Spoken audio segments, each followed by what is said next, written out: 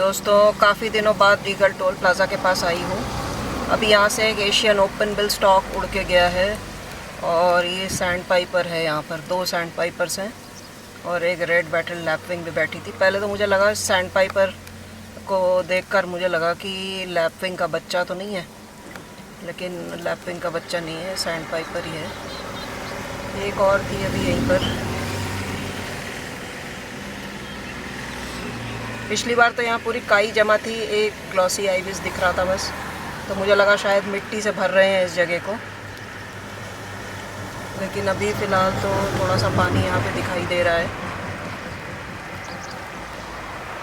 इस बीच में 2 बार गुड़गांव जाके आ गई मैं, लेकिन टोल प्लाज़ा क्रॉस करने के बाद जो 1 किलोमीटर बाद रीगल वेटलैंड्स वाली जगह आती है, वहाँ पर एक बार सारस क्रेन का पैर दिखा था, जो कि वीडियो अभी आएगा कमिंग वीक में, लेकिन इस वीडियो से पहले आ जाएगा। लेकिन दूसरी बार जब मैं गई तो वहाँ पे भी पानी लगभग सूख गया था। हालांकि वापस आते समय वहाँ पेंटेड स्टॉक वगैरह थे, लेकिन फिर मुझे लगा कि समय नहीं था तो रुकी नहीं मैं। ये देखिए ग्रीन बी ईटर यहाँ पे बैठा हुआ है और एशियन ओपन बिल जो उधर से उड़ के गया था वो इस तरफ आया हुआ है। दिखाती हूँ आपको।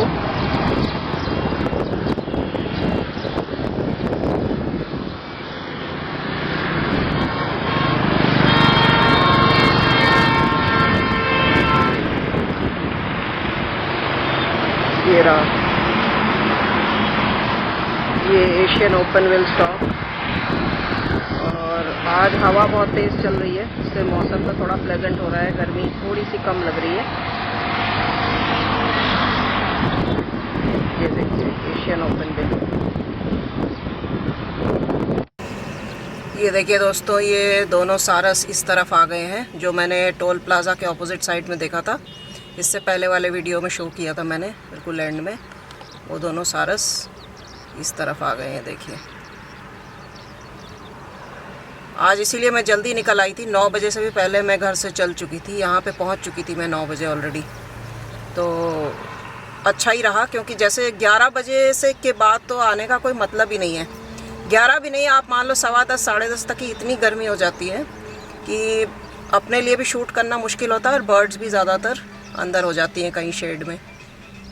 अब ये देखिए दोनों सारस जो है यहाँ पर हैं, अगर कोई एक्टिविटी होगी तो रिकॉर्ड होगी। बाकी यहाँ पे ज़्यादातर जो है गेहूं की कटाई हो गई है, जल्दी जल्दी कटाई कर रहे हैं, क्योंकि मौसम का कोई भरोसा नहीं है।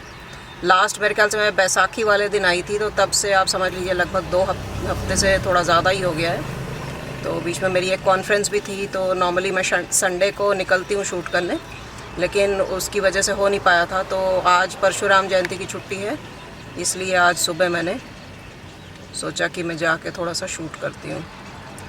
अब ये देखिए, ये बड़ा वाला मेल है और ये दूसरी जो है ये फीमेल है। ये वो वाला पेयर है जो इस तरफ दिखा था मुझे, जो एक पेयर था जिसके साथ 2 जुवेनाइल थे, वो चारों नहीं दिख रहे हैं। और उस टाइम पे ही मेरे ख्याल से 1.5 महीने पहले की बात है, 2 जुवेनाइल से एक ही जुवेनाइल दिख रहा था। दोनों एडल्ट थे और एक जुवेनाइल दिख रहा था। तो वो लोग कहाँ मूव ऑन हो गए पता नहीं, लेकिन चलिए ये पेयर तो अभी है यहाँ पर। यहाँ पर अभी भी काम चल रहा है इस खेत में, और जहाँ पे ये सारस है उसी जगह से अभी 2 कुत्ते भाग के गए हैं।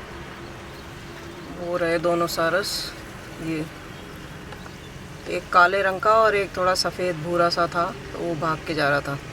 तो सारस तो देखिए बहुत बड़े साइज़ की बर्ड है, करीब 1.5 मीटर के आसपास इसकी हाइट होती है ज़मीन से।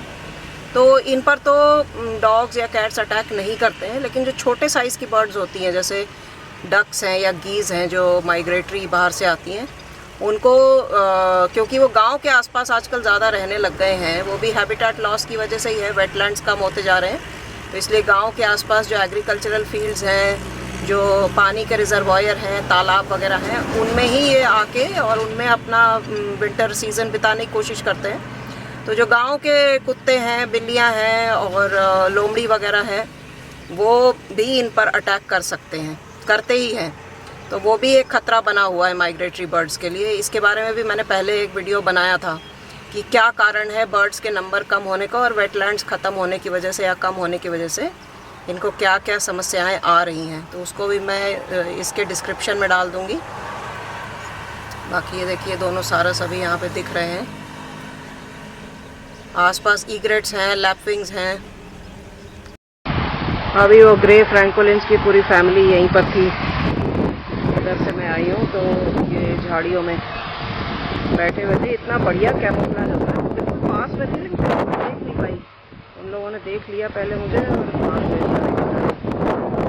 आवाज़ करते हुए, मतलब उनको भी थोड़ा सरप्राइज़ हुआ। बाकी तो यहाँ स्वैम्पन वगैरह जो थी वो सब चली गई हैं, मतलब आसपास कहीं और पानी के उसमें चली गई होंगी। बारिश आएगी 1-2 दिनों में, फोरकास्ट तो है, लेकिन अभी तक कुछ हुआ नहीं है, बारिश ज़्यादा आई नहीं है, तो इसलिए ये जगह भी सूख गई है। ये देखिए नेवला जा रहा है एक भाग के।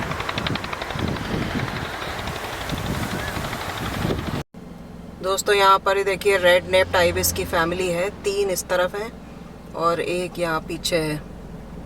अभी मैं जा रही हूँ डीगल टोल प्लाज़ा की तरफ। अभी पिछले हफ्ते जो छुट्टी थी उसमें भी मैं गई थी, संडे को तो नहीं जा पाई थी, लेकिन पिछले हफ्ते जो छुट्टी आई थी बीच में एक, उसमें वहाँ पर मुझे सारस क्रेन भी दिखा था। तो आज फिर जा रही हूँ क्योंकि फ्राइडे को अर्ली मॉर्निंग काफ़ी अच्छी बारिश आई थी और कल भी शाम को अच्छी बारिश आई थी, तो हो सकता है कि वहाँ पर कुछ बर्ड्स मिल जाएं आज, तो इसलिए जा रही हूँ। अभी देखते हैं वहाँ पे क्या क्या मिलता है।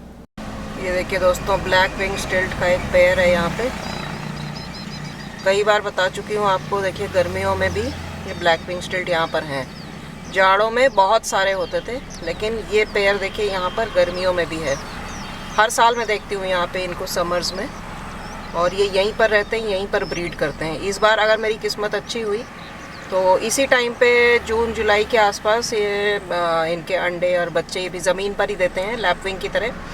अगर किसी तरह से मैं रिकॉर्ड कर पाई, मेरी रेंज के अंदर हुआ, क्योंकि कभी भी बर्ड्स की कोई भी एक्टिविटी रिकॉर्ड करने के लिए उनको नुकसान पहुंचाने का तो सवाल ही पैदा नहीं होता। मैं भी नहीं करती हूं और किसी को भी ऐसा नहीं करना है, तो इसलिए मैं देखती हूं अगर किस्मत साथ देगी तभी रिकॉर्ड कर पाऊंगी, लेकिन अगर ऐसा होगा तो फिर मैं इसको पब्लिश भी करने की कोशिश करूंगी। और बाकी देखिए यहाँ पर अभी मेरे ख्याल से थोड़ा बहुत जो है मिट्टी से इसको भरने की भी कोशिश की गई है। यहाँ पे अच्छा खासा पूरे इसमें पानी होता था, तालाब सा था ये। पेड़ तो यहाँ पे कट ही गए हैं, ये देखिए इस पर ये बैठा करते थे जो यहाँ पे ईग्रेट वगैरह और कॉर्मोरेंट आते थे। किंगफिशर एक है, पाइट किंगफिशर का पेयर है यहाँ पर, और एशियन ओपन बिल। तो इनमें से अब कोई भी यहाँ पे नहीं आता क्योंकि उनके बैठने की जगह ही चली गई है। यहाँ सामने यहाँ पर जो पेड़ था इस पे पूरा वो नाइट हेरन की फैमिली थी। पिछले साल कई बार मैंने रिकॉर्ड किया उनको। यहाँ पर दोस्तों देखिए बहुत सारे ईग्रेट्स हैं। अभी उड़ के आ रहे थे तो बड़ा सुंदर लग रहा था देखने में, क्योंकि आसमान थोड़ा डार्क है आज ना, तो डार्क क्लाउड्स के अगेंस्ट जब सफ़ेद ईग्रेट्स उड़ते हैं तो बड़ी खूबसूरत दृश्य माना जाता है उसको। बड़ा बहुत ही खूबसूरत दृश्य होता है।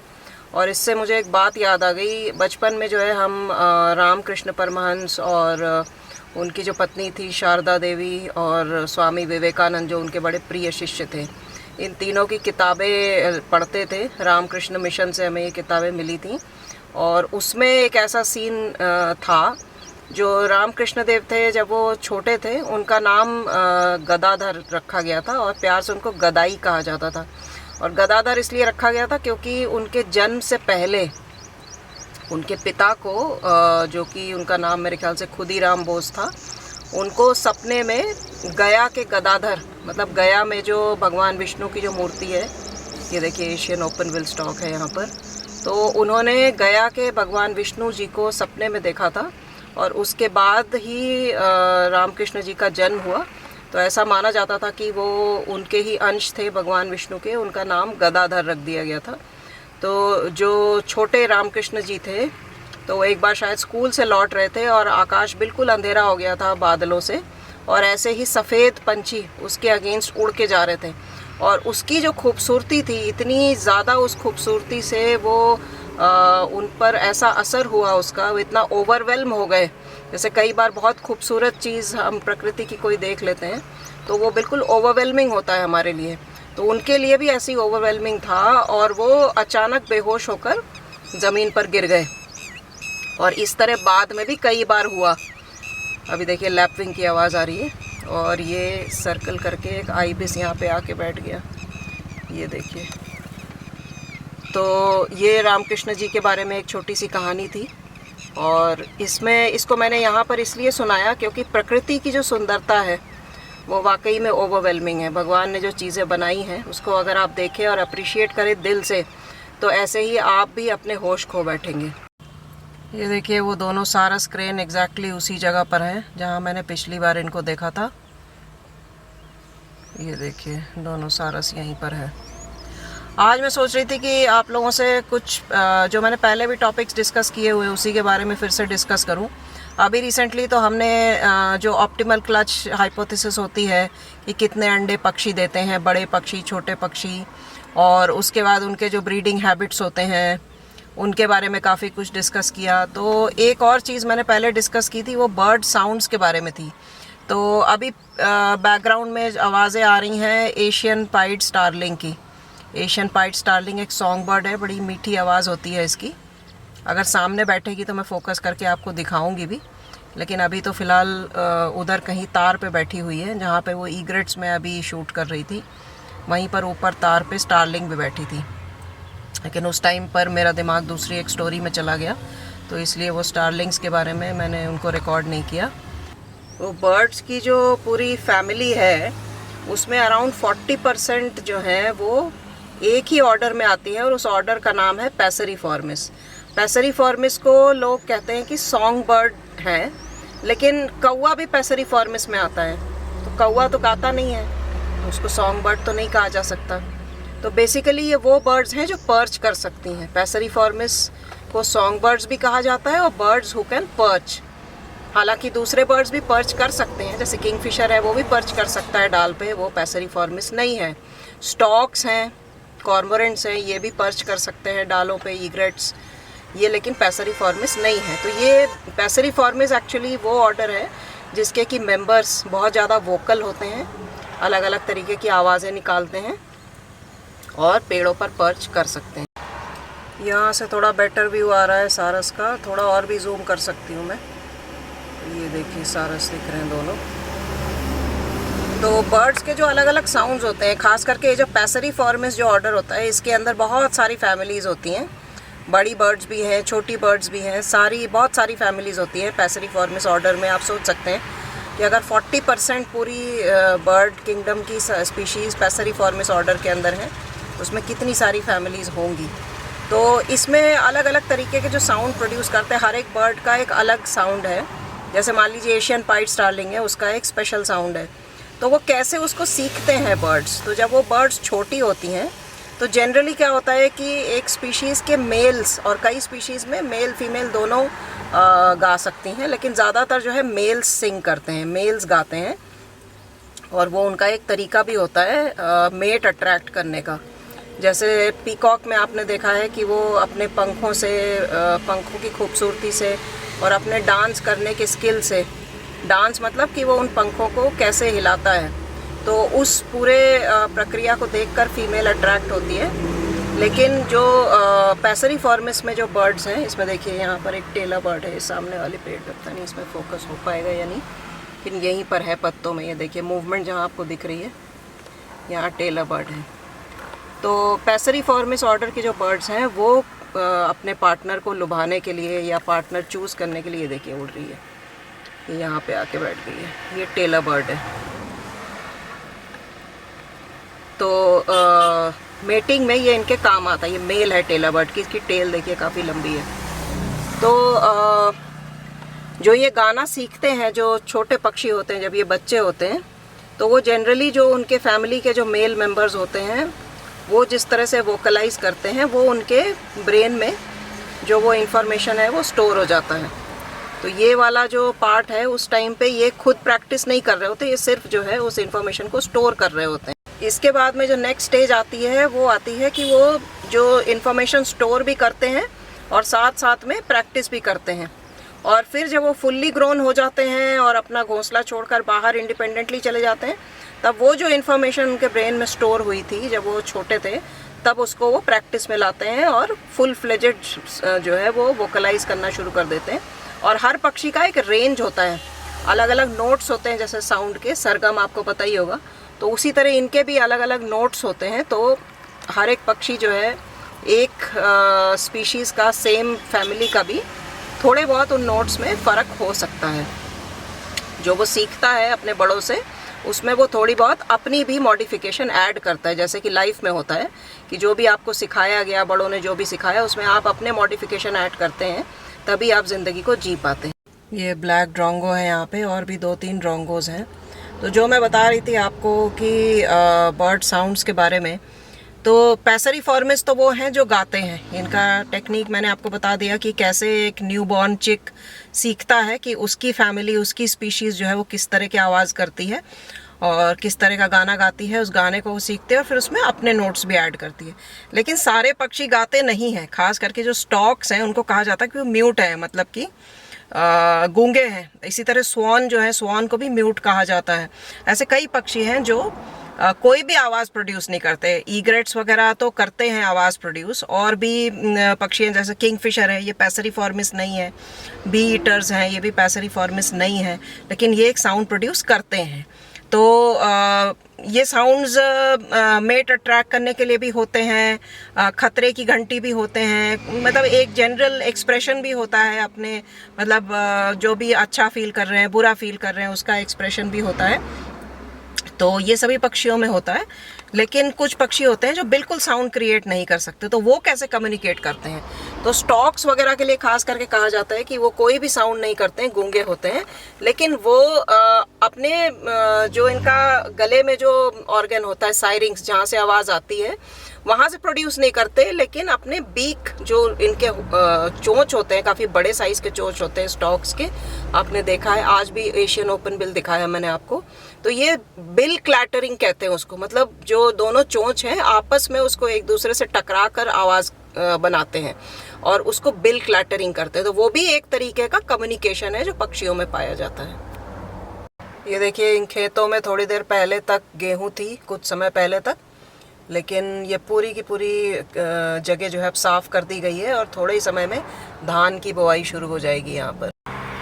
यहाँ पर पानी बिल्कुल नहीं जमा हुआ। मुझे लगा था कि बारिश तेज़ आई है तो थोड़ा बहुत यहाँ पे पानी होगा, लेकिन प्री मानसून शावर्स है। लेकिन अभी थोड़ी हरी घास तो यहाँ दिखाई दे रही है। आज वो फ्रैंकोलिन की फैमिली भी नहीं दिखी यहाँ पर। और जो प्रीनिया की आवाज़ बैकग्राउंड में आप सुन पा रहे हैं वो भी सॉन्ग बर्ड ही है। प्रीनिया, टेलर बर्ड, ये सब सॉन्ग बर्ड्स हैं। तो अगर आपको मेरे वीडियोस में जो इन्फॉर्मेशन मिलती है और जो आपको बर्ड्स देखने के लिए मिलते हैं या वाइल्ड लाइफ देखने के लिए मिलती है, जैसे अभी रिसेंट में मेरी बांधवगढ़ सीरीज़ थी, उसमें भी आपने देखा वाइल्ड लाइफ को, तो मेरे चैनल को आप ज़रूर सब्सक्राइब कर लीजिए, नोटिफिकेशन बेल को दबाइए, उससे आपको नए वीडियोस की इन्फॉर्मेशन मिल जाया करेगी। और वीडियोस को जो है लाइक ज़रूर कीजिए और अपने फैमिली और फ्रेंड्स के साथ शेयर कीजिए, क्योंकि मेरा पर्पज़ ही यही होता है कि जो मेरे पास इन्फॉर्मेशन है वो मैं दूसरों के साथ शेयर करूं और उनमें भी ये इंटरेस्ट आए। और मुझे खुशी है कि कई लोगों में इंटरेस्ट आया भी है। जिन ग्रुप्स में मैं शेयर करती हूँ उनसे कई लोग जिनको मैं पर्सनली नहीं जानती हूँ, वो मुझे अलग से मैसेज भी करते हैं कि आपके वीडियोस में देखकर मुझे अच्छा लगा और इसमें मेरा भी इंटरेस्ट जगा। और कई लोग जो इस फील्ड में रिसर्च कर रहे हैं उनके भी मैसेज आया करते हैं। तो अगर हो सकेगा कभी फ्यूचर में तो कंजर्वेशन के साथ ज़रूर जुड़ूंगी मैं भी किसी तरह से। और अब आप लोगों से मुलाकात मेरी होगी अगले व्लॉग में, तो वीडियो को लाइक और शेयर ज़रूर कर दीजिए।